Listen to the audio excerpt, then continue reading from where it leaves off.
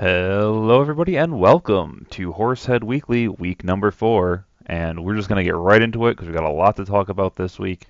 We're going to start off with a recap of last week's games, where it was a very high scoring week. A lot higher scoring than I think a lot of other weeks. We had 4 people all finish above 140 points. Sadly, 2 of them ran into each other, so Nick ended up taking David down a notch, which is a little bit tough for him, but it's put up 143 and not going to win. But hey, that's how it goes sometimes. But yeah, there's just some really big scoring players and games and stuff like that. So hey, it's a good time. I just wasn't involved. Um, I only put up 80, almost half of what Tyler put up, and it just was not a good week for me. But everyone else seemed to have a really good time with it, so that's pretty good. And that puts us to this for the standings in the Skull House.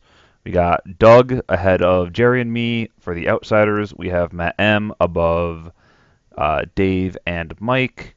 Over in Kathy's Kids, we have Matt S. 1 game ahead of Malcolm, and then 2 games ahead of James, who is the only 0-3 player. And then in the Insiders, we have Jess at 3-0 with Nick and Tyler rounding out that group at 2-1 apiece.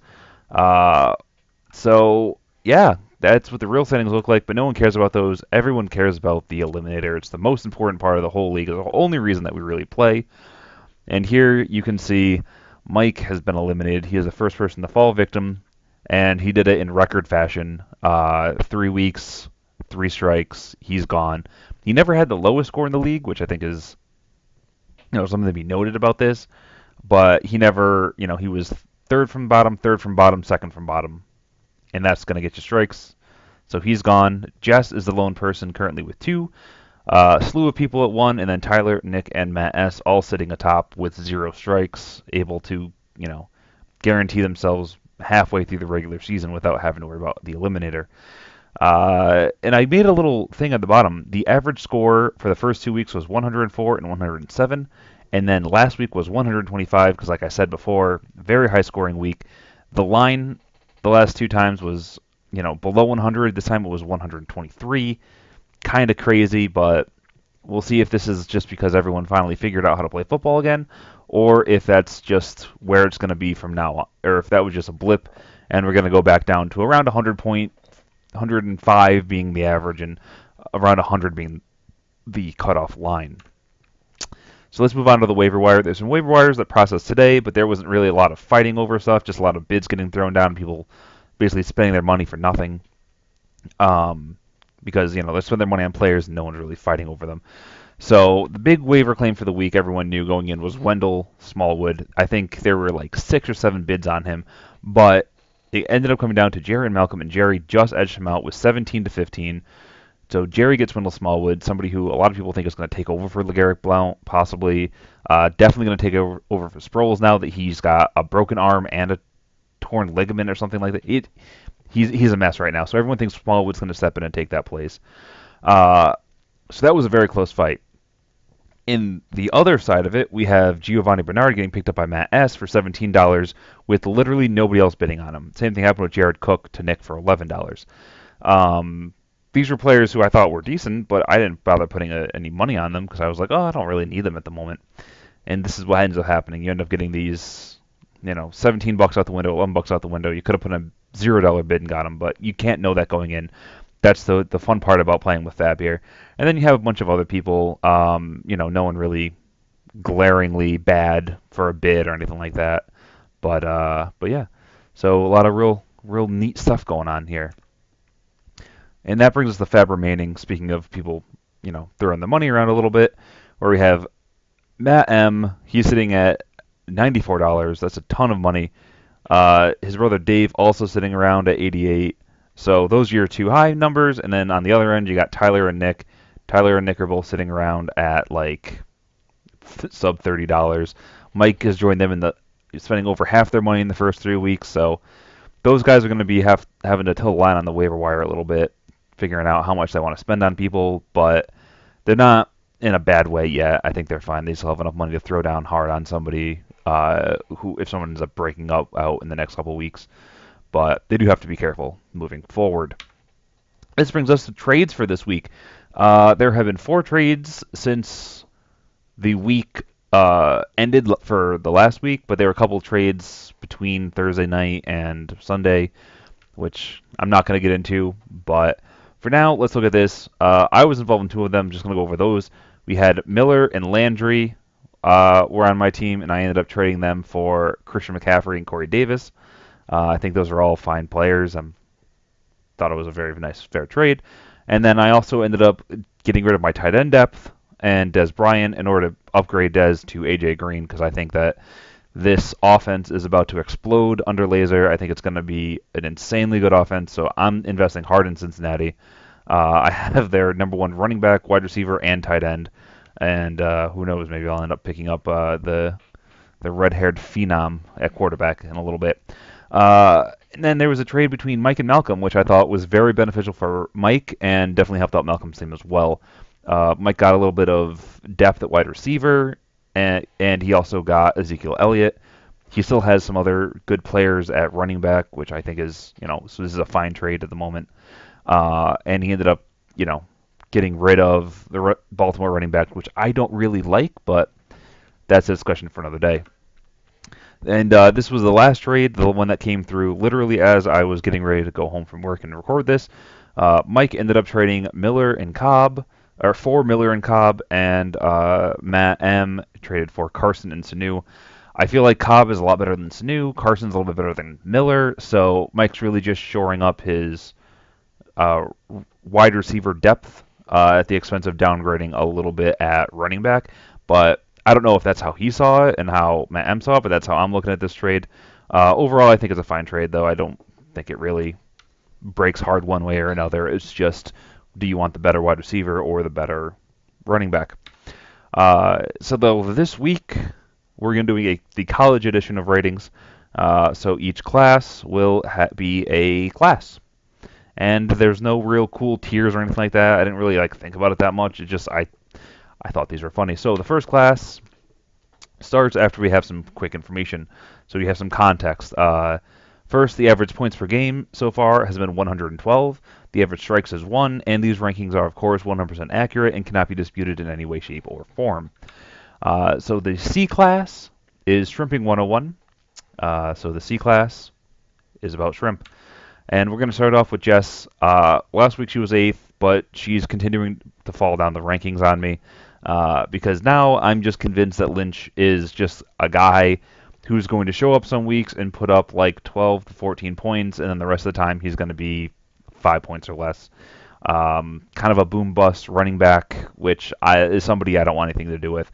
She does have a very good IDP group, but everyone who's not a quarterback or an IDP on her team is outside the top 20 at their position. Yes, she is 3-0.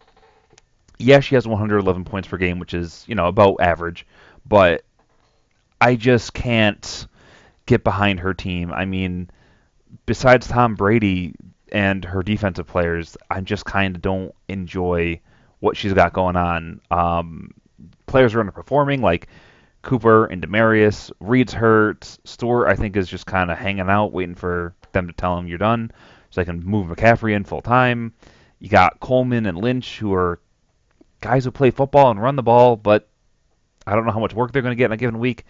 I don't know. I'm just not a big fan of her team, and it was hard for me to put her at last, considering her decent points per game and the fact that she is 3-0, but here we are. Next up, we have Mike moving up one spot, which could be the garbage rocket taken off, which means, by week 16, he might be number 1, but we'll see. He's made some pretty good moves this week, and his team is just full of people who have upside. The same thing could be said about Jess's team. You could look at Cooper and DT and say, hey, they got a ton of upside.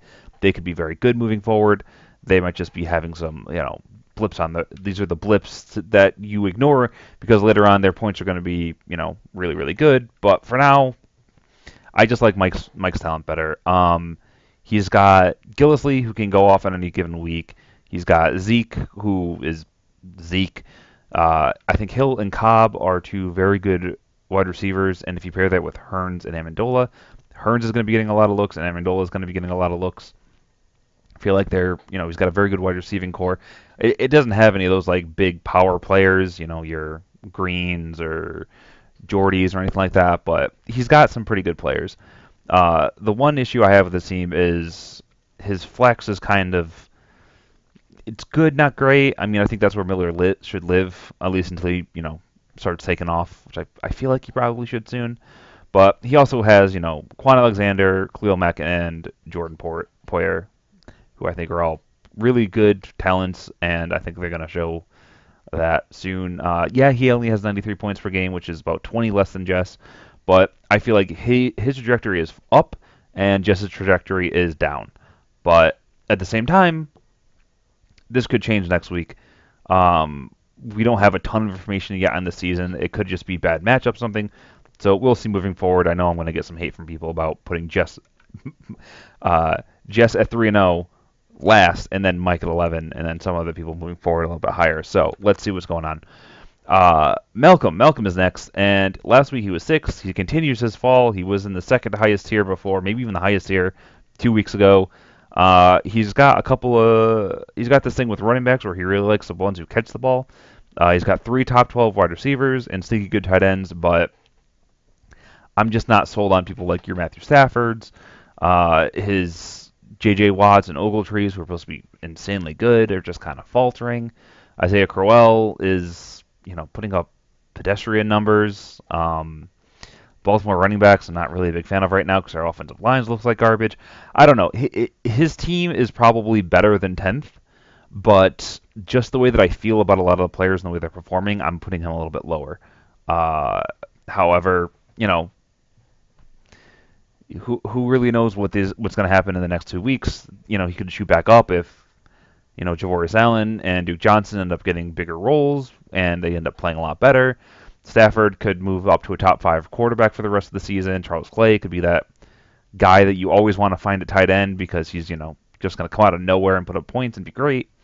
Who really knows? But he's definitely a team to watch moving forward. But like all these teams are, there's not a team right now that I can look at and say this is clearly the basement team. No, that's not a thing yet. But I don't know. I like Mac's team, but sorry, it's 10th. After that, we have Doug. Doug moves up a spot this week after buying the Seattle passing game at the perfect time. I sold him the Seattle passing game after being a little bit fed up after 2 weeks.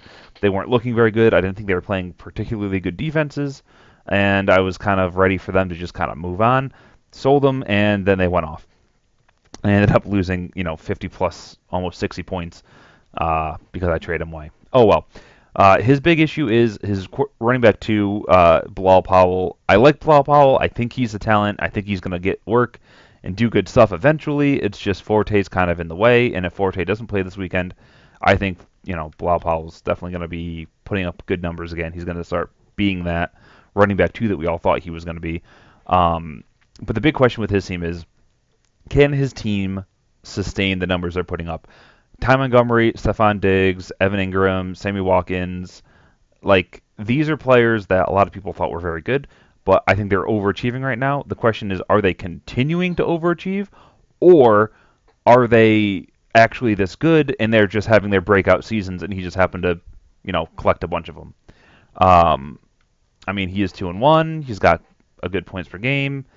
We'll see how he does. I think if he wants to make any changes, he should probably look at his defensive players, maybe move them around a little bit, maybe try to trade away Stephon Diggs for a better running back 2 and a wide receiver 2 or something, just because I don't know how sustainable this is. But hey, I really like his team moving forward. I really like basically everyone's team. It's kind of insane. There's not really a bad team, but hey, this is what he looks like, so let's see what happens next. Oh, it's James. We found James. James moves up from 11th. He was. I didn't really like his team last week because I was a little bit worried about some of his players. Like, could they keep it up? Let's just go straight to the team. He had Bell, who was underperforming. Murray was underperforming. Hogan, I was like, is this just a one-time thing? A bunch of players that I was kind of like, I don't really know. Is like Tariq Cohen, is he real? Or is he just going to disappear in 2 weeks? But his teams kind of continue to chug along, and I think that this is, something interesting to watch, and I'm definitely going to be paying attention to it. I mean, he has another one of those teams where a lot of his players could end up shooting up, or they could end up falling down. Who really knows? I think his team is definitely better than the 0-3 record that he has. His points per game are definitely better than that as well. But hey, here he is, 0-3 with only one strike. Just bad luck. Hopefully that luck can turn around, but I don't I don't know. I think he has a really good team that could be scary moving forward, but for now, I'm just pumping the brakes on it and just hold them off at eighth, and then we'll see what happens in a couple weeks. And this brings us up to the B class, and our B class is Apiology 201. And that brings me to me. I'm in danger of sliding to that bottom tier after being second last week, and I think I was third the week before that. I was very high on my team, love my team, but I mean, I feel like I've kind of slipped away a little bit. My points per game is very low. I'm only 1-2, and I don't know if it's. I mean, some of it is I'm just not playing my best players. I mean, I had Brandon Cooks on the bench last week, and a couple other players who were very good, just kind of hanging out. But I feel like this week and in the next few weeks, my team's gonna hopefully be performing better. I mean, I got Jones, Green, and Cooks as my wide receivers and flex. Can't really do wrong with that. Mixon and McCaffrey are definitely going to be very, very good running backs with Doug Martin coming up soon. And if anything happens to Murray, I got Derrick Henry. I feel like my team's very, really good, and it's in a very good position. I just need them to start doing what I need them to do. And hey, that just might take some time. But for now, I'm happy with this team. I'm clear. I'm ecstatic with what's going on with it. It's just, they gotta make the points. If they continue to falter, then hey, maybe I'm wrong. Maybe I'm wrong and my team's garbage and I'm going to be, fighting for a playoff spot. But I think my team is definitely a lot better than 102 points per game, a lot better than 1-2. But you can't argue with what the results have been, so I got to put myself at seventh. Right behind Matt M. Yeah, he's also trending up a lot right now. He just there's a lot of teams this week that I'm going to keep saying this. They need to prove themselves this week. You have people like Derek Carr, Fournette, Carson, Sanders, Tate, Thompson. When that's your starting lineup, that's a lot of names that when I look at them, I'm like, they're okay, they're good, but is Chris Thompson really the third best half PPR running back? Is Zach Ertz really going to be able to stay healthy for a whole year? Is Sanders really going to be as good as Tate? And are these guys really going to be fighting for that, high-end wide receiver 2? I'm just not sure how this is really going to work out. But for now, I'm just going to trust that these are the actual real-life numbers. And he's putting up 116 points per game. He's 2-1. I'm just going to trust him moving forward and say, yeah, his team's got to be at least middle of the pack, if not a little bit better. But he definitely has to prove it this week by having these players continue to output the good numbers that they look like they already have. Next we have Dave, and Dave, I put him at fifth because he's getting a lot of points out of his players, but I'm not entirely sure that's indicative of how good his team is. Because when you look at his team, if you ignore the wide receivers, his team looks really good. But if you look at his wide receivers and his flex, he's got T.Y. Hilton, who had a huge game last week, but was kind of non-existent the 2 weeks before. And then he's got Funches and Crowder and Bryant, who, when he's on the road, is just unplayable. I mean, it's one of those things where you kind of have to look at those three positions and say, if he went out and traded Devontae Freeman for a running back 2 and a wide receiver 2 and a flex, he would probably have a much better team because I think that wide receiver 2 would be a lot better than Funches. His flex would be a lot better than Crowder. And yeah, he'd downgrade from Freeman, who is currently 4th in the league, down to somebody who's maybe like 15th-ish, 16th, and just have that huge gap get made up with help at wide receiver and flex. I think he could go a long way to make his team a lot better.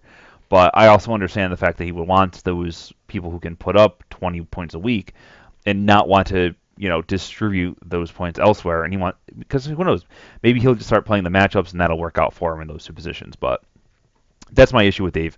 But I think he's a lot better than 1-2, and we'll just see what happens moving forward.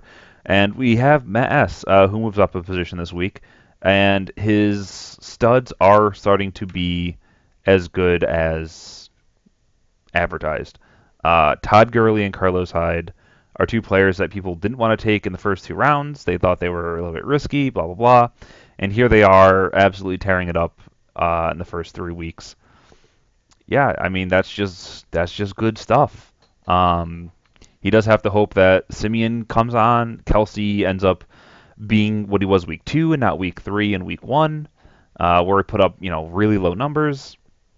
I think Dez is a lot better than 9.6 points per game, but who knows? I mean, that when you look at his team, he's got two people who are so good at running back that, and I believe in Jeffrey, I believe in Bryant, I believe in Kelsey, I believe in Simeon, I believe in Thielen. So really, I think his team is going to be a lot better than these numbers, but at the same time, I'm a little bit nervous about it. So I couldn't put him up to the next tier, but I could put him here where I could look at his team and say, yeah, no, his team is good. He's got a lot of very, very talented players. It's just, are they going to perform as well as everyone thought they were going to? Who knows? And this brings us to the A class, which is Advanced Acorn Arranging 322. And we start off with Gerald. I'm a little bit worried about Ajayi and Crabtree to start off, but his team is so full of just insanely good talent that you really can't ignore it. I mean, uh, it's just talent. I don't know what else to say. I think Mariota is going to continue to rise up through the ranks this year because this is the third year of him, being in the league, I believe. So I think he's going to be a lot better than what he put up in the earlier weeks. I think there's going to be a lot more of these 22 to 25 point weeks. McCoy's going to bounce back. Ajayi, I think, is going to bounce back if he stays healthy. Hopkins and Crabtree are both insanely good. I think Parker is eventually going to catch on as long as Cutler decides he wants to actually play football and not just cash paychecks every week. I mean, his only real issue at the moment is tight end and flex, but I think if Parker comes on or J.J. Nelson gets healthy and comes on, he'll be great. And I'm a little bit disappointed in what Kyle Rudolph and Eric Ebron are doing. I thought they were both going to be very good, but I think he makes that work. And also, speaking of flex, he's got Wendell Smallwood now. He ended up winning him in the auction. So if he ends up taking over the role that everyone thinks he's going to, I think he'll be very good at the flex.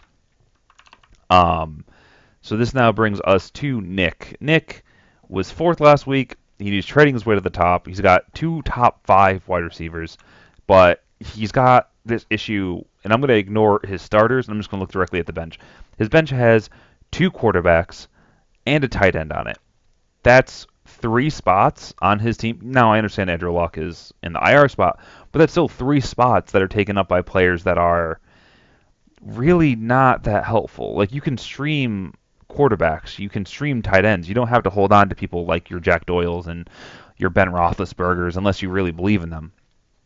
And then he's got other people on his team that are just kind of like your Corey Clement, like who he's what, third now in line, and I don't think he's going to be the guy at all. I know you believe in him, Nick, but I don't believe in him at all. And I don't know. I'm looking at his bench and I'm looking at people like Dante Foreman and Alvin Kamara. They're not the only person I like on your bench is Pierre Garçon, and that might have just been a flash in the pan. I don't know, dude. You seem to be doing something right. You're putting up really good points. Your team is full of really good players, and you're trading your way up to the top. But just as a heads up, I'm a little skittish about your team, so just be aware. And this brings us to the S class, late 90s Miami-based UK bands 412. And we have Tyler, whose team is full of studs. He doesn't have a stud that's not starting, and that's people who I think are. It seems just insane. He has everybody's handcuffs. He's got depth. He's got everything. So let's go on a journey and figure out how he got here. How did Tyler go from just some random drafter in his own basement, or his parents' basement, playing fantasy football with his friends, to the absolute titan that he is? Well, let's start with that draft. And it was a very good draft. I mean, he had a lot of players that a lot of people liked. He had, again, handcuffs with Woodhead, McFadden, and Rodgers. but he also had Melvin Gordon, he had Tom Brady, he had Keenan Allen, Devontae Parker. I mean, this was a team coming out of the draft that I thought was good. Oh, I don't think I said it was great or anything like that. I was like, oh, this is a team you got to watch out for. But I thought it was very good, and I was a little bit, worried about some things here and there. But I was like, oh no, this is going to be a good looking team. And then this happened. In case you're wondering, this is every trade and acquisition Tyler had between the draft and kickoff on Thursday Night Football to start the season. That's what, 1, 2, 3, 4, 5, 6, 7, 8, 9, 10, 11 trades and probably a similar number of acquisitions. He went ham, making the team better. And really, the main things he did boils down to these four. Number one, he got Chris Thompson for $0. I don't know how he then traded him away, but that's just an insane thing. He also had multiple trades with three people, and I kind of tried to break them down so you could see what they looked like after all the trades back and forth occurred before the season started. So there's really no new information on these players. This is just what kind of value he got by trading players back and forth among the same teams. So he traded Gronk, Doug Martin, he traded for Gronk, Doug Martin, Mike Evans, and Kendall Wright, giving up Chris Thompson, who he got for $0 on waivers, Emmanuel Sanders, who was okay, Devontae Parker, who was a breakout candidate, and DeMarco Murray, who people thought was actually going to be good. That's insane. That's insane value that he got out of trading back and forth with Matt M. Let's continue down. Let's look at what he got from Nick. So he traded away Doug Martin because he had Quiz already. He gave up Sproles and White, Burkhead, Gillislee, and Fitzgerald. And who did he get for it? Well, this, I think, went a little bit the other way. I think Nick ended up getting the better end of these deals because he ended up with, your Zay Joneses, Tyrell Williams, Josh Doxsons, people who had talent, but you don't really know. The big headliner here is definitely Michael Thomas, but he also had Jeffrey and Lacey and Procise, who people thought were going to do stuff. They didn't end up panning out as well, the Lacey and Procise, but Thomas and Jeffrey were definitely the talent, but I still feel like Nick ended up getting the better end of that side. And then finally, he'd made multiple trades with Mike, and he ended up trading away Rawls, Procise, Evans, Amendola, and Lacey. And he ended up getting, again, I think the better half of the deal went to Mike. He only got Brait, Sproles, Jackson, Sanders, and Murray. So that's a little interesting journey through his first couple weeks, which ended up leaving him with this team for week one, which was Brady as his quarterback, number one quarterback in the league so far this year. So he nailed it on that. Melvin Gordon, who he's hung on to, and who is definitely a top 10 guy, I think top 5 eventually. Lamar Miller, who's been a little bit disappointing, but fine. Michael Thomas and Keenan Allen, who I think are both, very good wide receivers. I think 16th is maybe a little bit low for them. We still have to get rid of some of those people who had those 30-point weeks. Yeah, they're still kind of sitting up in the top 12 range, but if they continue to have 5 or 6 point weeks, these more consistent players are going to jump over them. It's just kind of hard to use that number for right now. And Marshawn Lynch, who I didn't really like. So this is what his team looked like after the first week.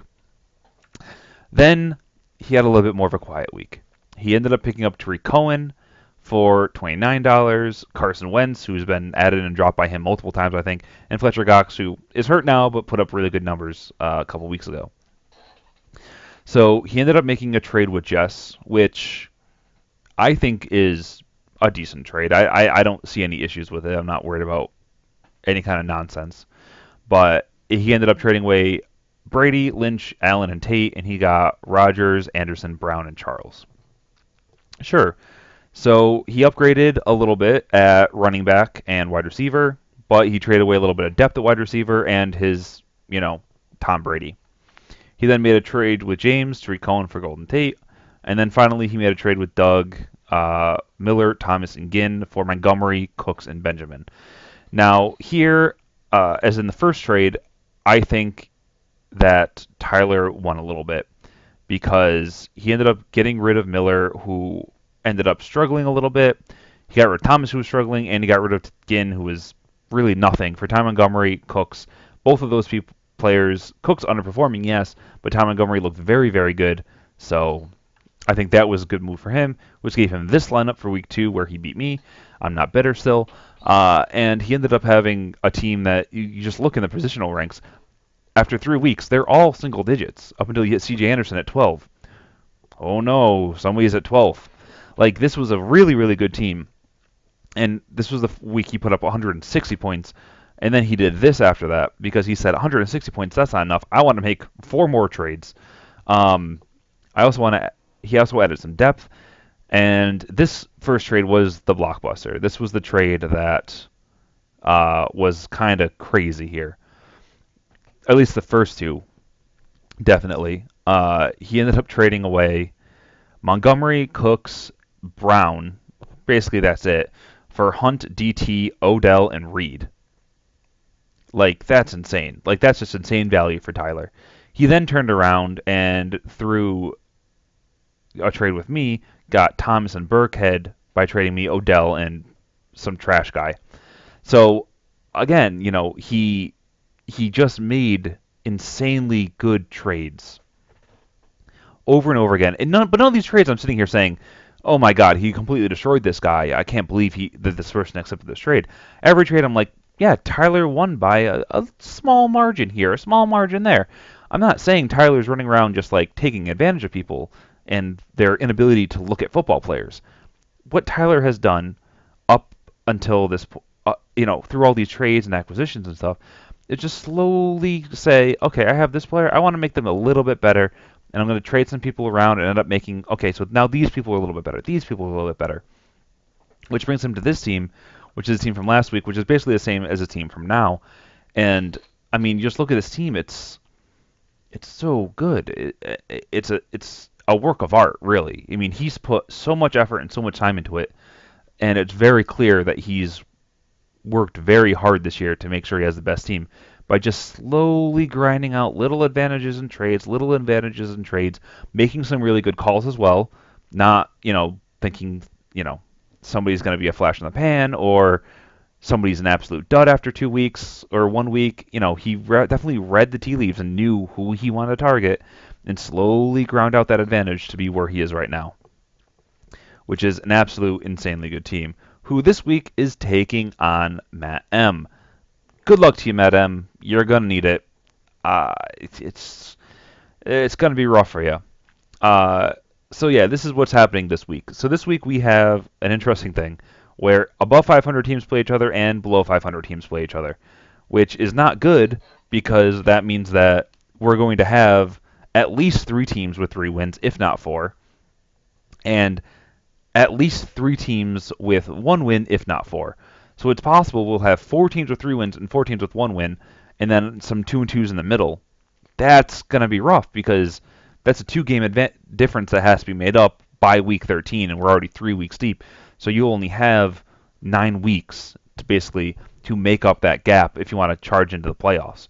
And being 2 games down with 9 games to play is already a bit tough. Now you can do it, but this is going to be a very, very important week for those 1 and 2s and 0 and 3s playing each other, where the 2 and 1s, they're trying to get that extra win so they can move themselves into that upper echelon and be, far away from these 1 and 3 players and have a couple games to give in case something does end up going wrong.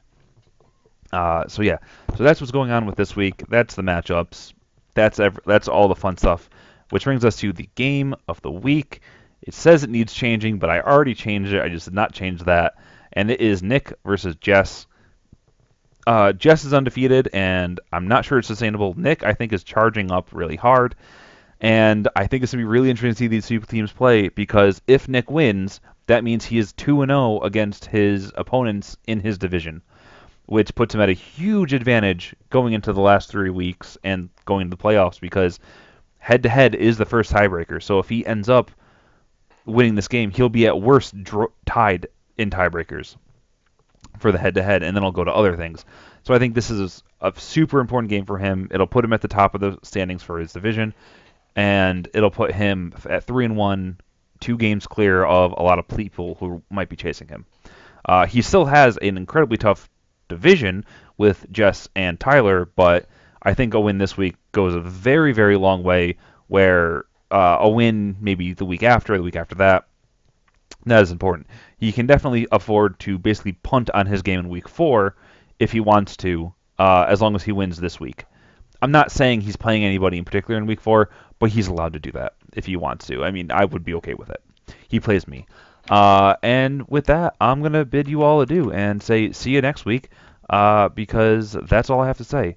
So enjoy the games this weekend, and yeah, good luck, happy trades, have a good time. I'm just going to double check on my phone that no trades or anything has gone on. No, nothing's happened since. All right, so there you go. And have a nice night, everybody, and enjoy the game tonight.